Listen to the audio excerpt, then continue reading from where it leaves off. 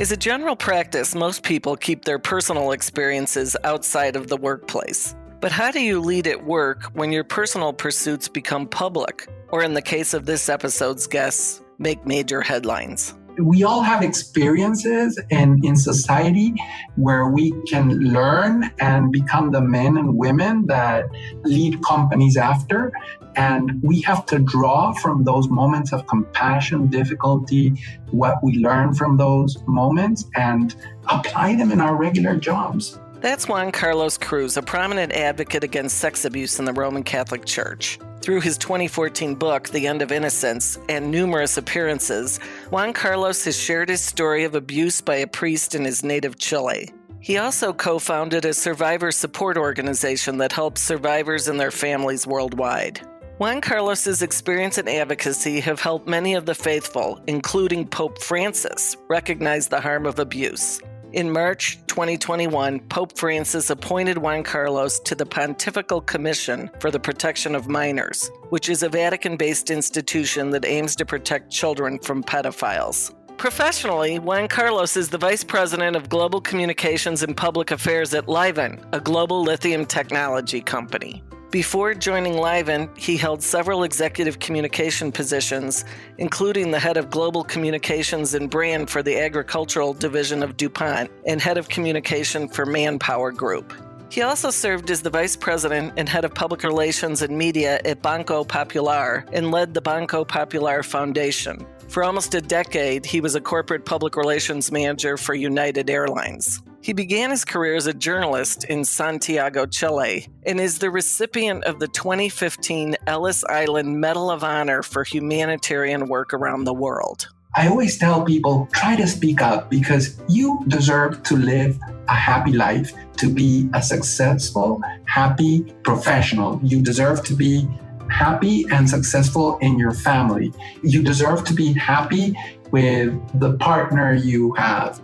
I'm Maril, MacDonald, and my passion is helping people and organizations navigate the human struggle of change. I believe that when we relinquish control, we open up amazing new possibilities. This podcast, Let Go and Lead, is about what happens when we loosen the reins. In it, I speak with business leaders, academics, and creative thinkers to hear about their career and life journeys and to gather what they've learned about change, transformation, and creativity along the way.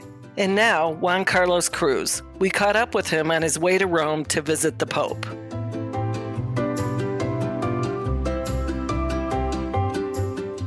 So, Juan Carlos, I am so excited to have you here on Let Go and Lead. We've been friends for, I was realizing, almost 20 years. I know. A long time, Maril. And every time it gets better. And I'm just so excited about all the things you've been doing and really sharing it with our audience. And first, I just love to start with, for me, what was incredible news, that Pope Francis recently appointed you to a commission tasked with protecting children from child abuse in the church. How did it feel to have that honor?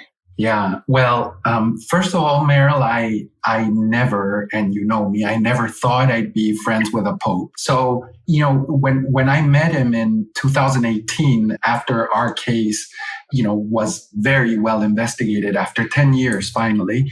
And so through the years, I visit Pope Francis often and stuff. And in February, he called me to tell me that he wanted to appoint me to this commission. And I said, wow, what an honor. I was amazed and very honored and happy. First of all, what is the role of the commission? The role is basically you're an advisor to Pope Francis, and it's like 15 people under one cardinal, with Cardinal O'Malley from Boston, and he leads the commission in Rome. And we meet twice or three times a year, and there's different committees inside the commission. I have a lot of hope. I think there's some things that need to be changed. As you talk about having hope, I'm thinking back to several years ago when you wrote a book about your experience of sexual abuse. Back then, you had some doubts about the church and about perhaps even the Pope. What happened that changed that? For years, as is the story for many victims and survivors, men, women who have been abused, not only in the church, but everywhere, when a survivor finally decides to speak up, stories are normally met with, you're a liar, you want something, you want money, where's your lawyer, you name it. So, I spoke up with these two friends 10 years ago. And yes, our story was heard and it made a lot of noise. So we had a lot of visibility and etc. So it became sort of an emblematic case. But they tried to fix it, quickly. And, as it normally happens, these cases are not just like, oh, fix it and that's it, let's move on. There's a lot of issues and situations and things that you have to consider, et cetera, et cetera. So the church had not behaved well. They had told Pope Francis all the wrong information. And so I didn't trust that the church would do anything. But eventually, Pope Francis went to Chile in January of 2018. Very few people went out to cheer him and meet him. And it was painfully incredible to see that. And so he went back to Rome and sent an investigator who came to interview me. So when these two investigators went to Chile, more than 100 people went to testify. And so they elaborated this incredibly detailed document that they gave to Pope Francis.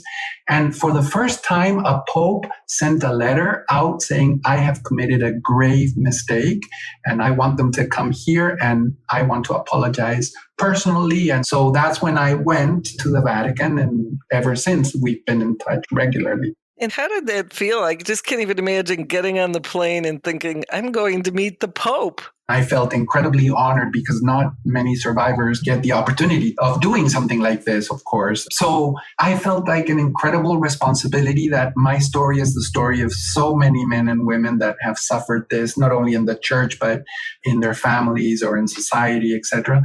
It's such a terrible crime. And, it ruins people's lives and some people just can't get over it. And so many people I know have committed suicide. So for me, it was terribly important. And we spent 3.5 hours speaking. And then I spent another hour with him. And then he told me, let's be in touch. And I thought, how kind of him. I never thought I'd see him again.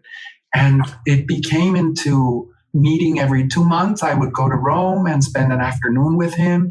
And then a few months later, he started calling me on the phone. Has it ever gotten to a point where it shifted from, oh, this is the Pope to just my BFF is calling? Yeah, it's so funny because I think popes in general, I guess, there's so much bureaucracy and ways of speaking. And I speak to him with utmost respect, of course, but at the same time, I speak to him like I'm talking to you. And I think he appreciates that because I don't, in the Curia, normally they tell him what he wants to hear, or things like that. And I'm so honored to be his friend and at the same time be able to maybe help so many survivors around the world. But if I can bring a little joy to so many people who have had such a hard time by helping them tell their stories, for the church to understand how to hear them, to be compassionate. It feels weird telling the church how to be compassionate, but that's really important. And believing people from the offset, it is important to me. Well, let's talk a little bit about how and why you made the decision to come forward. Well, as you probably know, men, women who have been victims of sexual abuse or rape, women being raped, and it's very hard to come forward. And, it's incredible what it does to your life, how much it defines you, and how much you change when you speak out, the liberation you feel. And so I felt that it needed to be done, first of all, because it was still happening to others. I felt with the support of these two other friends, and I felt that we had to do it. So this is where I think our skills, Maril, and so much you have taught me as well through the years. It's been my communication skills, for example, helped a lot in how to tell my story, in how to get to the right media, in how to do all these things. So it was the right time. Yeah, 10 years ago, and you began sharing your story. And what happened early on? Well, nobody believed us, right? I mean, the New York Times and the Wall Street Journal and media around the world, yes, they believed us. But, nobody believed us in terms of judges and etc. But slowly and surely, and we kept insisting, we kept talking, we kept going forward and saying what we needed to say and all over the world. But I also think that trusting and being completely honest and not tripping yourself in your story, because you're always telling the truth. So you're not worried about telling your story. And so it was scary, but at the end, when we managed to go and talk to him, and now how I see myself now and what I am doing for others, all the difficult times, and trust me, they were incredibly difficult, because also I had to work and be someone, that makes other people the story. I'm not the story. I make other people the story in a good way. And so it was just so awkward for me. But you know what? I would do it a million times, because the satisfaction of the person I am today and helping others, I don't have words to describe it. I became sort of this activist that, Maril, you met me 20 years ago. I am not the Juan Carlos you met. The man I am today is completely different to what I thought I would be. But I'm happy, right? Because it's been incredible. Thinking back, I remember too, as you were struggling with the fact that you were such a devout Catholic and a gay man in the Catholic Church, which is, of course, a machine. And just the whole dread of going up against something so powerful. And yet you kept going. Yeah. So you've seen sort of my evolution and what I've become.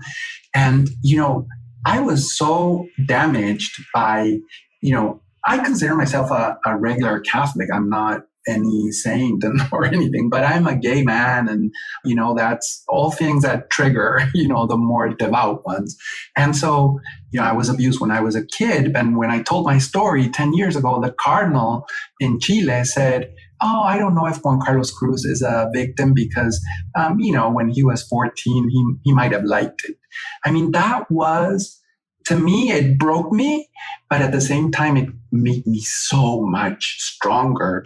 I've always had jobs, luckily, that have been incredibly supportive in these 10 years. And that's a message we should give companies. So I've been able to fight it. And I don't know how I had this strength, but I did it. Well, I remember too, when you were at DuPont, then CEO Ellen Kullman was so supportive of everything you were doing. And I have to imagine that that meant a lot to you. Yeah, she was wonderful. And then when I came to Livent, where I'm currently, I cannot tell you and I cannot express how incredibly supportive and wonderful these people are. I mean, I've never felt singled out or come on, stop it, because I focus on my work and I love what I do and I'm passionate about my job, but I'm also very passionate about this other thing. And so the support is immense. Well, and you have to give a lot of credit to Livent too, because of course at that point they already knew that you were in the middle of all of this, right? Yeah. So it's not only just from a standpoint of diversity or inclusion, it's also hiring an executive who has almost another full-time job. Exactly. And credit goes to Paul and the chairman of the board, Pierre Brondeau. They have been so supportive. And to me, those are the companies I want to work for. And companies who do that with an employee, with a leader, with an executive, with a manager, with a specialist, who are supportive of who those people are, and you can bring your whole self to work and, be judged on the merits of what you accomplish and the results you accomplish, and also be proud of what you do on the outside of work, if you will. Those are the companies that should be in the best place to work list, honestly. Yeah. And, it's interesting because you talk about not being the same person that I knew 20 years ago and how much just you've transformed. And I think about the whole concept of finding a purpose. Like 20 years ago, we wouldn't have been thinking this would be your purpose in life. And yet here you are. How has that actually impacted your thinking about your professional role? It's just made me better, I think, because I have very clear lanes in my life, and sometimes they're not that clear, so I don't have anything resolved. But the fact that you might think you know your purpose when you are 20 something, trust me, that can change in your 40s completely. And it is incredible to see yourself look behind or look at who you were. And now I sometimes have to pinch myself and I'm like, who would have told me that this would be me at this time, at this place, at this age, at this professional time in my career? I don't know. It's just been really interesting, I have to tell you. And as you're talking about this, a lot of people may be thinking that you're talking about the celebrity, but just knowing you, I know what you're talking about is facing your fear. Yeah. If I wanted to be a celebrity, I wish I could have been like an amazing, I don't know, actor or sing or something like that. Oh, that I would have loved to be famous for that. I am famous for something else, which is not so glamorous. But you know what?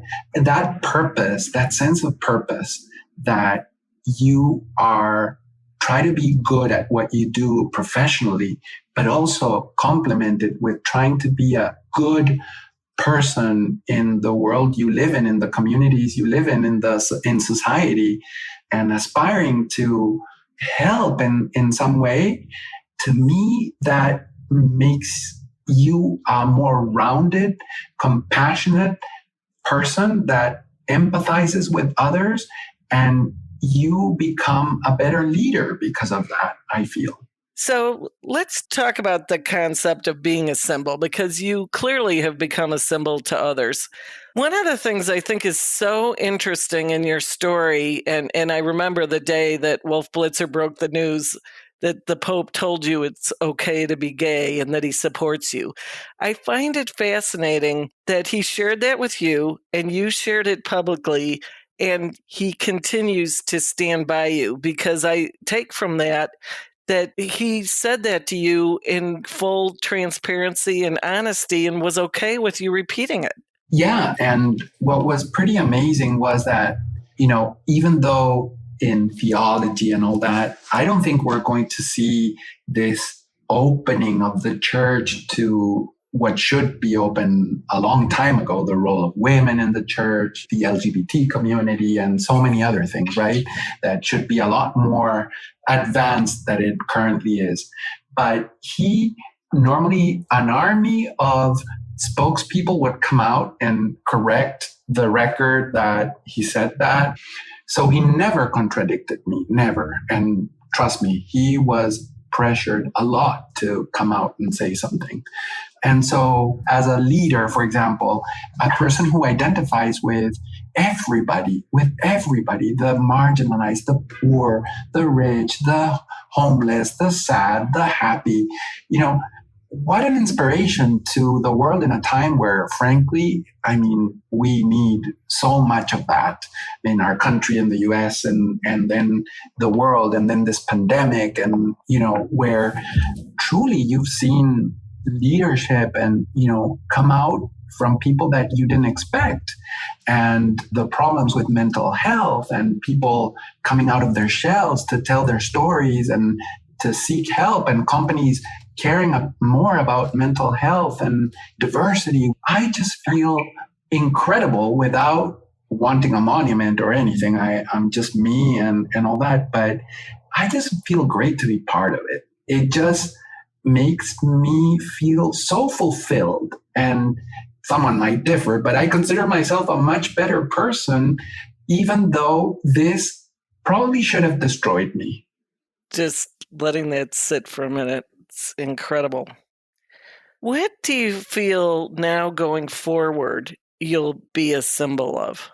Being famous is so weird and awkward to me, but at the same time, I feel like if I am someone who people believe or people follow or people think I've done something worthwhile, and it helps them live a better life and be a better person, I really have started to believe in these years that, and it's such a cliche, right? But life is really short and nobody deserves to lead a miserable life because others have ruined it for them in any way. But I believe that things have changed so much that people who have suffered what I did or what a lot of other people have, and sometimes a lot worse than what I went through. I always tell survivors when I speak to them, no matter what we're talking about, but I try to fit it in there. If you're listening to me, you can be happy.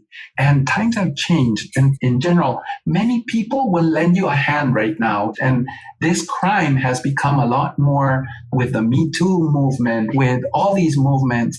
People are going to lend you a hand. And the odds of being believed are much, much bigger.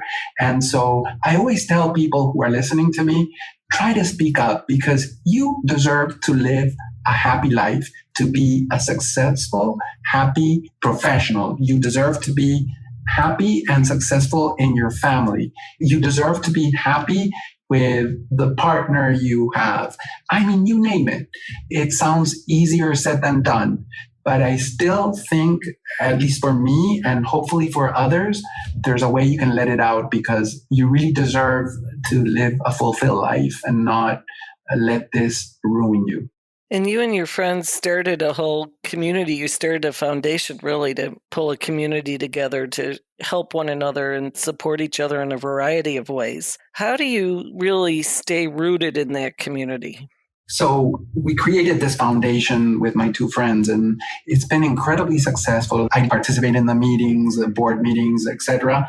But also it's important to me to try and make a space to be present because I truly believe in that foundation. It's called Foundation for Trust, right? Because trust is something that you can break so easily or have this kind of trust that it's misunderstood because sometimes people think that trust is following someone blindly, like, okay, you say that, I follow you and, I trust you. And no, you have to have a trust that it's smart. It's so important for me to be rooted in that and to teach others and to help others around the world to liberate themselves. It's interesting in talking about trust. A lot of corporations are struggling with how to really engender trust among their employees.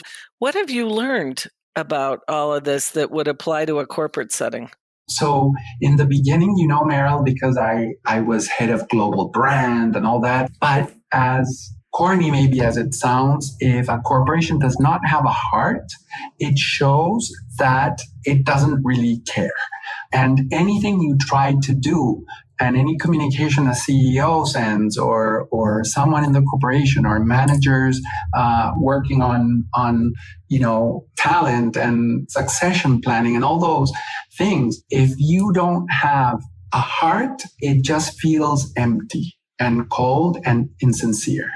And so I've been lucky to work at places where it's really important that employees matter. And this phrase, our employees are our biggest asset or things that it just doesn't ring true. And at the same time, you don't have to make such an effort. I always tell people, people that it might not come natural and you have to make a little effort. It's not that. But when you just go out of your way and it sounds like you don't believe it, it's going to show.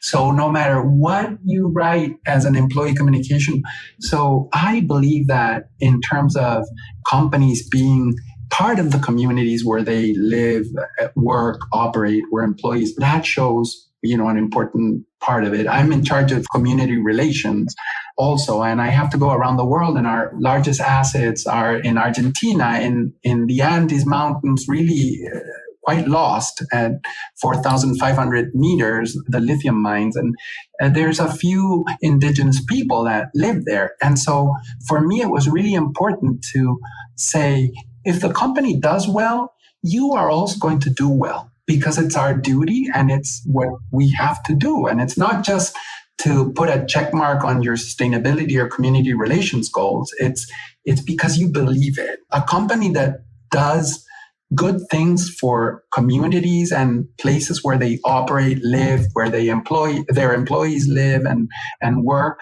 those companies are the ones that do well in terms of profits, revenue, reputation, and all that. So, the time for empty words and nice words are gone in companies. I think the world is awake now, and they realize that empty words don't do anything, but people that mean it and people that have a heart, that works. And for us that live in this job as communicators and executives in communications and public affairs or sustainability and community relations, like, that's my responsibility. I'm incredibly passionate about it because my own experience has made me passionate about that. And not everybody has lived what I've lived, but everybody has an experience in the world. Everybody has had a hard time in their life or their family or something. And we all have experiences in society where we can learn and become the men and women that lead companies after.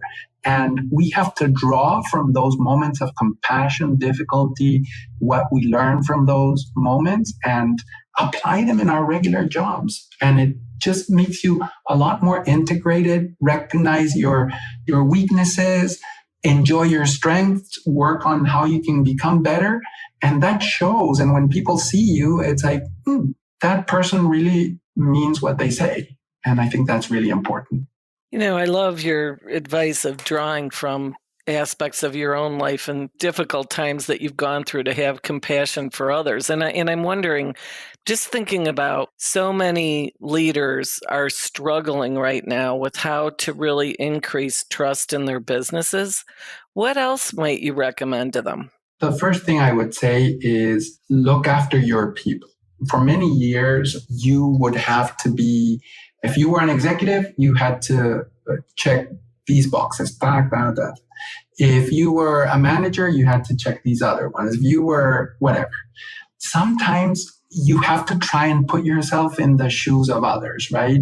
I know it's not easy and all that, but sometimes I say, what is this person going through in his or her own life?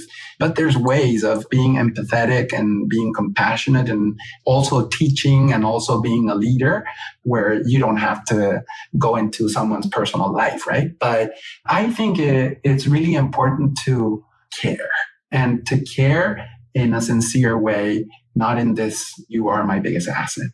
Yeah, I think that's one of the things COVID has definitely taught people. That's for sure. One of the good things that came out of a bad thing, right? Correct. And many other things. I mean, I never thought that I could work from home. Well, it took a pandemic to make you realize that you can be productive. So many people that have spent more time with their families that don't have to commute. And so employers and leaders should know that you have to be flexible. You have to understand that the world is changing and that the world has changed and that we have changed. And who would have thought that I would be writing a letter about racism, talking about what we were all experiencing, locked up or not, in our country, and having to take a position or at least show empathy and compassion and share it with your employees, or talk about mental health and direct your HR departments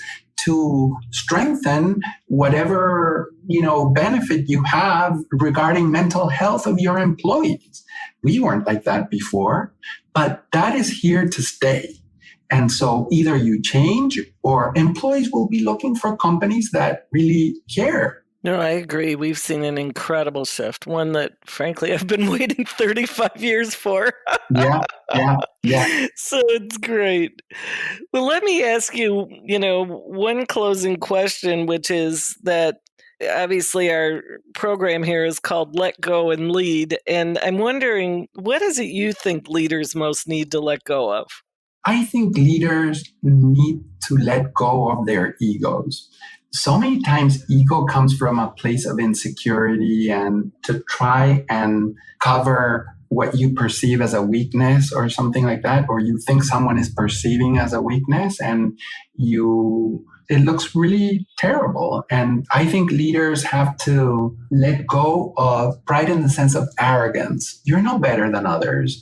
And, working together and showing leadership is not being arrogant, being better than anybody. You are a leader and you need to work on leading, work on so many different skills, but at the same time, serve in a way, be ready to roll up your sleeves with your employees and walk around and say hello and interest yourself for people. And that's not easy for so many people because there's introverts that are loving the pandemic and being inside and all that. But if you are a leader, yes, we respect and we love your being an introvert.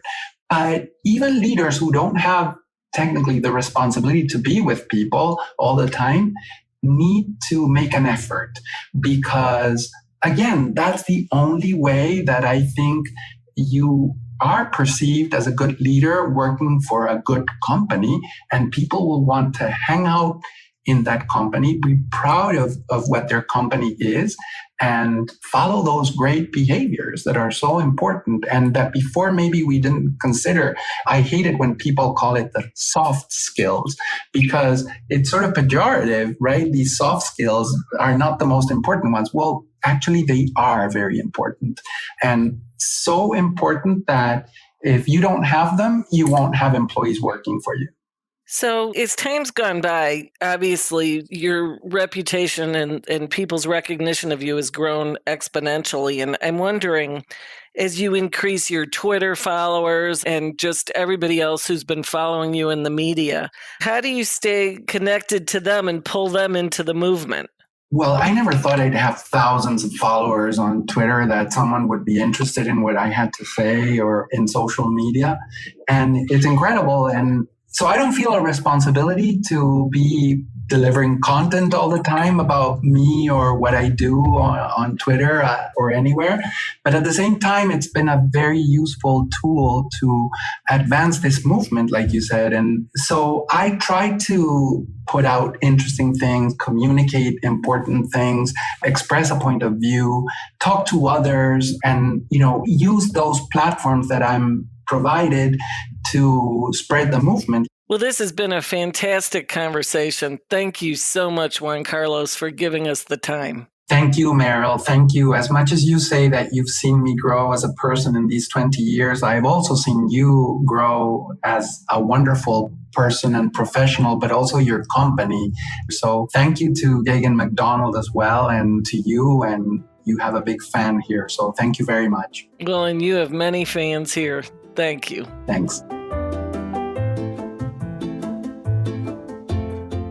Juan Carlos's dual role as a prominent anti-abuse advocate and a corporate executive gives new meaning to bringing your whole self to work. Let's recap a few key learnings. First, when pursuing your purpose, you never know who'll join you on that journey, nor how you'll be transformed. Juan Carlos started by speaking out with two friends from Chile. Now, in addition to amassing a growing community of survivors and families, he has a friendship with the Pope that has brought new opportunities for him to serve on an even larger scale. And your purpose may change over the years, and that's okay. The work you put into it can ultimately lead to your happiness and impact the most vulnerable as well as the most powerful among us. Second, always ground yourself in truth, because when you speak up in controversial situations, you can expect to face accusations and attempts to discredit you. However, when you tell the truth, you won't trip up no matter what challenges may come your way. Third, difficult life experiences make us more compassionate, which in turn makes us better leaders. When we apply to our job lessons from our toughest situations in life, we bring empathy, and that can truly imbue heart into our actions and messages. And when we have heart, we resonate more credibly with others. Companies, too, should strive to communicate with heart, starting with using empathetic language. Lastly, when employees pursue personal goals that matter in their lives, it's an opportunity for their companies and leaders to show support. After all, by embracing people who bring their whole selves to work, companies can show pride in the caliber of their employees and demonstrate their commitment to social change. What an honor to share the story of my dear friend Juan Carlos Cruz. And for our audience, thank you for listening to Let Go and Lead.